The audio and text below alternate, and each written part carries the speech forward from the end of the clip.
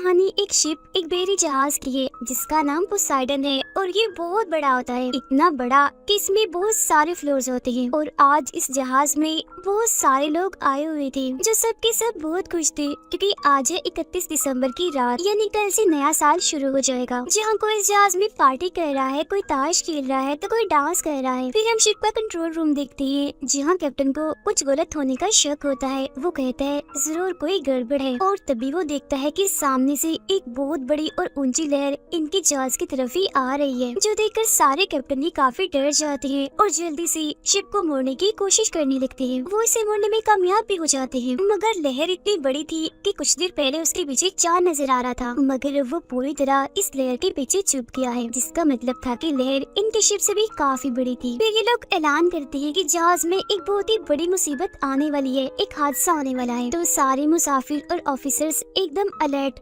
सावधान हो जाएं। और ये ऐलान होते ही वहाँ भगदड़ मच जाती है और फिर देखते ही देखते वो ऊंची लहर इनके जहाज से टकरा ही जाती है, जिसका प्रेशर इतना ज्यादा होता है कि पोसाइडन जो इतना बड़ा जहाज है पूरा का पूरा समंदर में उल्टा हो जाता है। मतलब कि जो ऊपर वाला हिस्सा था वो चला गया था नीचे, यानी कि वो जमीन बन गया था, और जो जमीन थी फर्श था वो आ गया था ऊपर। जैसे जहाज पलटता है तो जाहिर है चीजें वगैरह भी गिरती है, टूट-फूट होती है, जिसमें दबने से बहुत सारे लोग मारे जाते हैं। इसके अलावा इंजन रूम में भी एक काफी बड़ा धमाका हो जाता है, जिसकी वजह से वो सारे के सारे कैप्टन जो शिप को चला रहे थे उनकी भी मौत हो जाती है। अब शिप के हॉल में जहाँ सबसे ज्यादा लोग थे वहाँ एक ऑफिसर आके बताता है कि हमारे पास एक अच्छी खबर है और एक बुरी खबर है। बुरी खबर ये है कि हमारे जहाज से एक बहुत बड़ी सुनामी की लहर टकराई है जिससे ये पूरी तरह पलट गया है, इसी वजह से यहाँ से कोई भी नहीं निकल सकता। और अच्छी खबर ये है कि हमारे ऑफिसर्स ने लहर के टकराने से कुछ मिनट्स पहले ही रेस्क्यू टीम जो सबको बुरे वक्त में बचाती है उन्हें इस बारे में खबर कर दी, तो वो लोग हेलीकॉप्टर्स लेकर जल्द यहाँ आने वाले हैं। तो इसीलिए सब बिल्कुल रिलैक्स शांत रहे, हम बहुत जल्द यहाँ से बच निकलेंगे। अभी ही हम एक आदमी को देखते हैं जिसका नाम डेलन था। वो अपने सामने पड़े मरे हुए ऑफिसर के पास से जरूरी सामान निकाल रहा था, जिसके पास तब एक बच्चा आता है और पूछता है कि आप क्या कर रही हैं, जिस पर डेलन बताता है मैं दरअसल यहाँ से निकलने की तैयारी कर रहा हूँ। बच्चा कहता है मगर आप यहाँ से नहीं निकल सकते, अभी बताया तो गया है कि जहाज पूरा उल्टा हो चुका है। डेलन कहता है मगर यहाँ से निकलने का बेटा एक रास्ता है और वो है नीचे वाला रास्ता, जिसके लिए जाहिर है मुझे ऊपर की तरफ जाना होगा। फिर जैसे वो यहाँ से निकलने लगता है तो वो बच्चा अपनी मोम को यहाँ ले आता है, और क्योंकि डेलन उसकी मोम से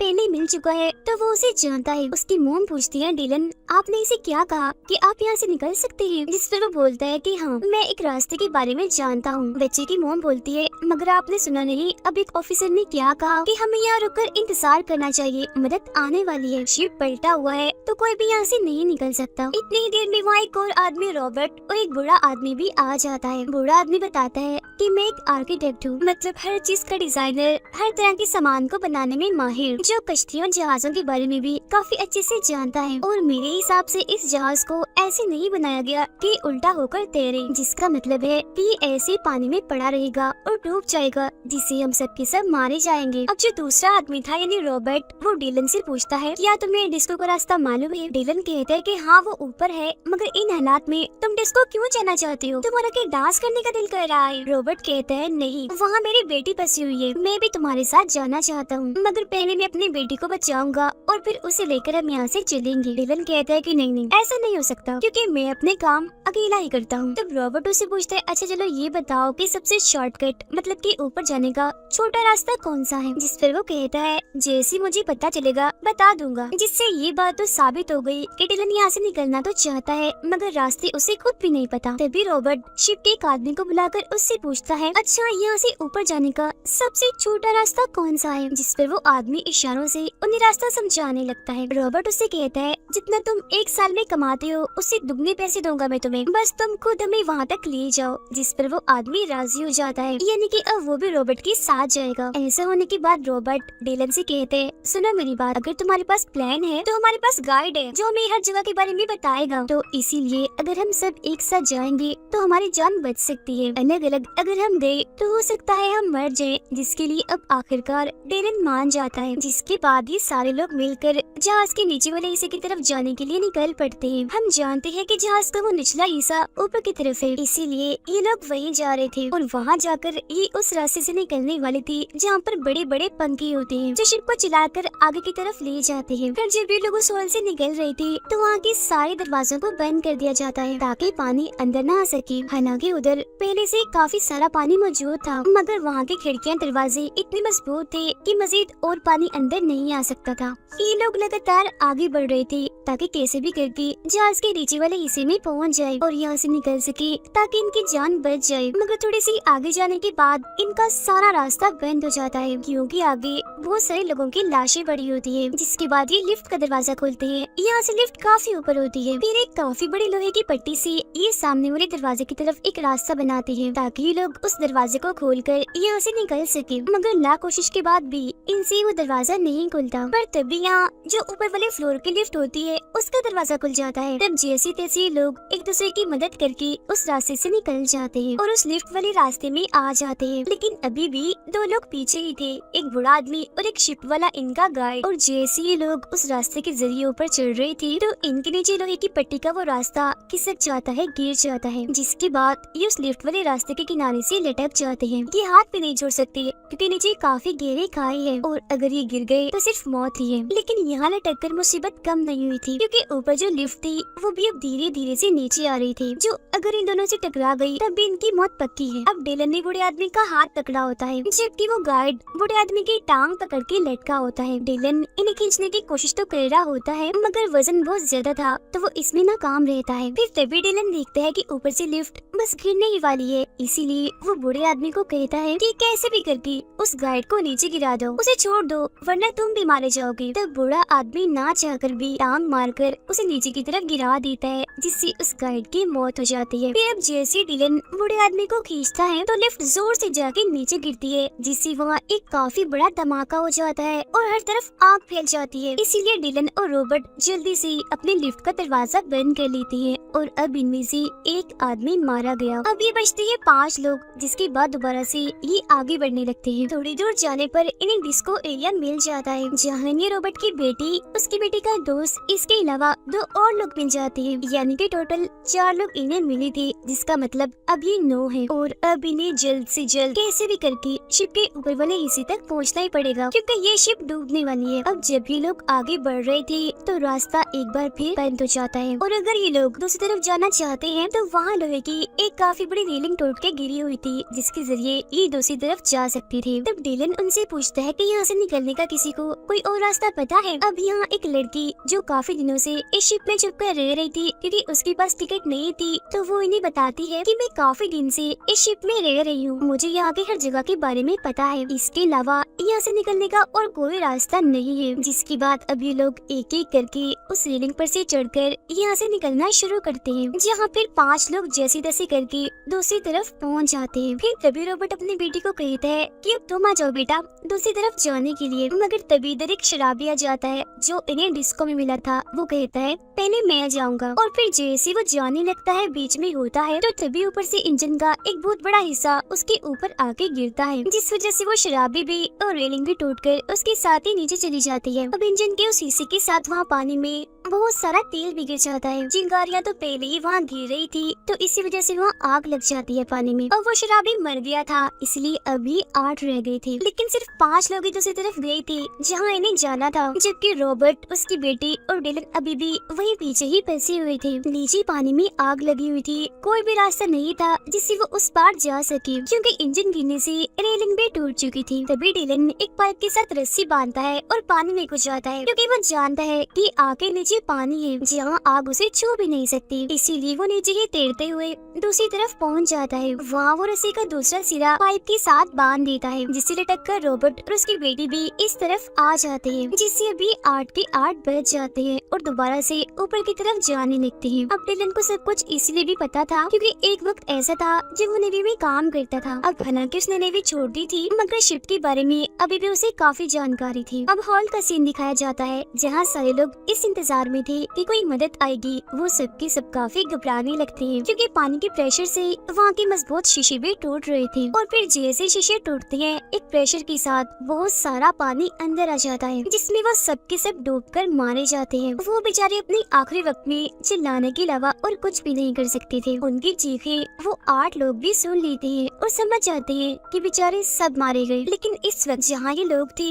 वहाँ पर भी पानी भरना शुरू हो जाता है, मगर यहाँ से निकलने का अब कोई भी रास्ता नहीं होता। फिर तभी ये एक छोटी सी वेंटिलेशन खोलते हैं जो एक छोटा सा रास्ता था और कहते हैं कि बस यहीं से निकला जा सकता है। लेकिन क्योंकि वो जगह तंग थी तो एक वक्त में एक ही आदमी जा सकता था, तो इसलिए ये लोग एक के बाद एक करके आगे की तरफ जाने लगते हैं। सबसे ऊपर रॉबर्ट होता है और सबसे नीचे डिलन। जैसे ये लोग आगे बढ़ रहे थे तो देखते हैं कि नीचे से पानी आना शुरू हो गया है, जिससे अब उस वेंटिलेशन में भी पानी आने लगता है। फिर जैसे ये लोग वेंटिलेशन के आखिर में पहुँचते हैं तो देखते हैं कि वहाँ एक जाली लगी हुई है, जिसे रॉबर्ट खोलने की बहुत कोशिश करता है मगर नहीं खोल पाता क्योंकि उस पर पेच लगे हुए थे और तो और उसका हाथ भी वहाँ से बाहर नहीं जा रहा होता। इसीलिए वो उस औरत के बच्चे को कहता है, तुम ऊपर आ जाओ बेटा, जल्दी करो। फिर अगले ही पल वो बच्ची को अपने पास ऊपर बुला लेता है और सबसे पूछता है कि किसी के पास कोई सिक्का या नोक वाली लोहे की कोई ऐसी चीज है जिसे हम पेच खोल सकते हैं। जिस पर वो लड़की जो इनके साथ थी, यानी जो बगैर टिकट के रह रही थी, अपने गले से एक क्रॉस वाला लॉकेट उतार कर देती है। कहती है कि ये लो, इसे शायद पेच खुल जाए। तब बच्चा वो क्रॉस लेकर आहिस्ता आहिस्ता करके पेच खोलना शुरू करता है, क्योंकि उसके हाथ छोटे होने की वजह से पेच तक पहुंच गए थे। लेकिन यहाँ पानी बढ़ता जा रहा था और क्योंकि सबसे नीचे डिलन था तो वो काफी हद तक पानी में डूब गया था और अब वो लगभग डूबने ही वाला था कि तभी कुछ किस्मती से जाली खुल जाती है, जिससे सारे जल्दी से एक एक करके बाहर आ जाते हैं। इस तरह से डिलन की जान भी बच जाती है और अब इन्हें सिर्फ 2 फ्लोर ही ऊपर जाना था, जिसके बाद इन सब की जान बच जाएगी। मगर जब ये लोग आगे जाते हैं तो टैंक भी बच जाते हैं। नीचे ये जा नहीं सकते क्योंकि वहाँ से पानी आ रहा होता है। आगे भी ये नहीं जा सकते थे क्योंकि यहाँ से निकलने का कोई रास्ता था ही नहीं, सिवाय एक छोटे से रास्ते की जो काफी मजबूती से बंद था क्योंकि ये एक टैंक का था। इसलिए तभी डिलन उन सबको समझाता है कि इस वक्त हम जहाँ खड़े हैं ये एक ऐसा टैंक है जहाँ शिप को बैलेंस में रखने के लिए पानी भरा जाता है और जब ये पूरी तरह पानी से भर जाता है तो ये छोटा सा रास्ता खुल जाता है, जिसके बाद सारा पानी उस दूसरे टैंक में चला जाता है। और अब अगर हमें यहाँ से निकलना है तो हमें अपने इस वाले टैंक को भरना होगा, ताकि जब ये पूरा भर जाए तो दरवाजा खुलने के बाद पानी दूसरे टैंक में चला जाए। ऐसा होने से हम बच सकते हैं। जो सुनकर रॉबर्ट की बेटी काफी घबरा जाती है। कहती है कि अगर पानी भरने के बाद भी दरवाजा ना खुला और इस बीच हमारी सांस टूट गई फिर क्या होगा। जिस पर डिलन गुस्से में और घबराहट के आलम में जवाब देता है कि पता नहीं, मगर इसके अलावा हमारे पास और कोई रास्ता नहीं है। तो अब यहाँ रॉबर्ट और डिलन ये फैसला करते हैं कि वो अपने इस टैंक में पानी भरेंगे, जिसके बाद धीरे धीरे वो इसमें पानी भरना शुरू करते हैं। अब देखते ही देखते टैंक पूरा पानी से भर जाता है, मगर अभी भी दरवाजा नहीं खुलता, जिस वजह से ये सारे लोग काफी मायूस हो जाते हैं। लेकिन फिर अगले ही पल एकदम से वो दरवाजा खुल जाता है और ये सब लोग पानी के प्रेशर के साथ दूसरे टैंक में आ जाते हैं। अब ये लोग उस टैंक से तो बच गई थी, मगर मुसीबतें अभी भी कम नहीं हुई थी, क्योंकि इन्हें यहाँ से बचने के लिए, निकलने के लिए तैर करके दूसरी तरफ जाना होगा। जिसके बाद ये सब लोग गहरी सांस लेते हैं और दूसरी तरफ जाने की कोशिश करते हैं। यहाँ सबसे आखिर में वो लड़की थी जो काफी वक्त से इस शिप में छुपकर रह रही थी। जब वो आगे बढ़ रही थी तो तभी उसके कपड़े एक तार में अटक जाते हैं, जिससे वो वहीं फंस जाती है। हालांकि वो बूढ़ा आदमी उसे बचाकर ऊपर तो ले आता है, मगर तब तक उसकी सांसें टूट चुकी होती है, मतलब कि वो मर गई होती है। जिसके बाद अब ये बचते हैं 7 लोग और फिर से आगे बढ़ना शुरू हो जाते हैं। अब ये लोग उस फ्लोर पर पहुंच जाते हैं जहाँ बड़े बड़े पंखे हैं, यानी जहाँ से इन्हें निकलना है। मगर इधर आते ही वो देखते हैं कि यहाँ भी बहुत सारा पानी भरा हुआ है। पानी का प्रेशर बढ़ता ही जा रहा है, जिस पर लाशें तैर रही थी। ये देखकर डिलन काफी मायूस हो जाता है। तब उसका ऐसा चेहरा देखकर बच्ची की मॉम पूछती है, क्या हुआ डिलन, तुम निराश क्यों हो गई। जिस पर डिलन कहता है कि जहाँ से हमें निकलना था वो हिस्सा तो पानी में डूबा हुआ है, हम वहाँ तक पहुँच भी नहीं सकती क्योंकि वो बहुत दूर है और मजीद पानी बढ़ता ही जा रहा है। जो सुनकर रॉबर्ट कहता है, तो फिर हमें किसी ऊंची जगह पर जाना चाहिए, मगर अफसोस यहाँ से निकलने का और कोई रास्ता नहीं होता। जिस पर दुखी होते हुए रॉबर्ट डिलन से कहता है कि शुक्रिया, तुमने हम सबकी जान बचाने के लिए बहुत कोशिश की, मगर शायद हमारी किस्मत में यही लिखा है कि इस शिप में ही हमारी मौत होगी। और वैसे भी सब कुछ इंसान की बस में नहीं होता। मगर तभी जो यहाँ इंजन रूम था वहाँ एक काफी बड़ा धमाका हो जाता है, जिससे वो सारा पानी जो भरा हुआ था यहाँ से निकल जाता है। और ऐसा होने से वो रास्ता भी पानी से खाली हो जाता है जहाँ से इन्हें निकलना है, यानी जहाँ वो बड़े बड़े पंखे थे। मगर जब भी वहाँ पहुँचते हैं तो इनके सामने एक और मुसीबत आ जाती है, और वो ये कि बंकी अभी भी अपने आप ही घूम रहे थे। इससे भी बड़ी मुसीबत ये कि वो सीधे नहीं बल्कि उल्टी तरफ ही घूम रही थी, जिस वजह से हवा का प्रेशर इन्हीं की तरफ था, जिसका मतलब था कि अगर ये उसकी तरफ कुछ फेंकते भी हैं तो वो चीज पंखे की तरफ ना जाकर वापस इन्हीं की तरफ ही आ जाएगी। अब तभी द रोबोट को एक नक्शा मिलता है, जिससे उसे पता चलता है कि इन्हीं पंखों के बिल्कुल नीचे कंट्रोल रूम है, जहाँ जाकर इन पंखों को बंद किया जा सकता है। लेकिन कंट्रोल रूम यहाँ से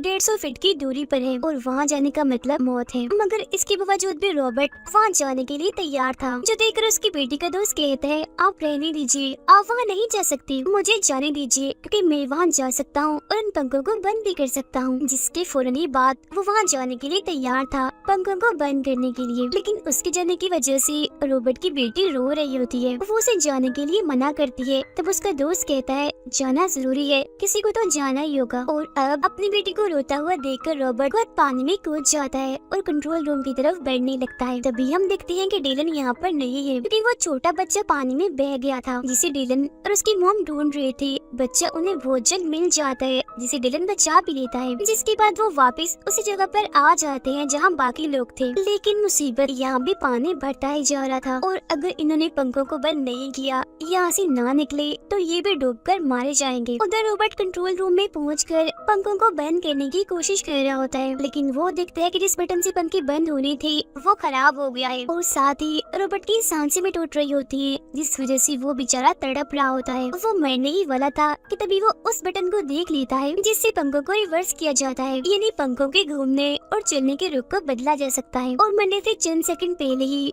वो उस बटन को दबा देता है, जिसके बाद वो बेचारा मर जाता है। जिसका मतलब था कि रॉबर्ट ने उन सबकी जान बचाने के लिए अपनी जान दी थी। ऊपर डीलन देखता है कि पंखे अभी भी बंद नहीं हो रहे, इसीलिए वो घबराते हुए कहता है, ये अभी भी क्यों चल रही है, बंद क्यों नहीं हो रही। और फिर तभी रॉबर्ट की बेटी का दोस्त देखता है कि चीजें जो पहले हमारी तरफ आ रही थी, मतलब कि हवा का प्रेशर हमारी तरफ था, वो अब उल्टा हो गया होता है। इसीलिए वो डीलन से कहता है कि रॉबर्ट ने पंखों को रिवर्स कर दिया है, इसीलिए अब हम चीजें फेंक कर इंजन को बंद कर सकते हैं, पंखों को रोक सकते हैं। जिसके बाद वो एक काफी बड़ा सिलेंडर डीलन को देता है। डीलन जैसे सिलेंडर को पंखों की तरफ फेंकता है तो वहाँ एक काफी बड़ा धमाका हो जाता है, जिससे इंजन रुक जाता है और पंखे भी आखिरकार टूट जाते हैं। जिसके बाद ये लोग उस रास्ते से निकलकर एक एक करके इस जहाज पोसाइडन से पानी में कूद जाते हैं और जल्दी से एक छोटी कश्ती में चढ़ जाते हैं, जो पोसाइडन से ही आई थी, क्योंकि शिप्स में इस तरह की बहुत सारी कश्तियाँ होती हैं। सब लोग जब उसमें चढ़ जाते हैं तो तभी पोसाइडन इन्हीं की तरफ ही गिरने लगती है। तभी देखकर सारे जल्दी जल्दी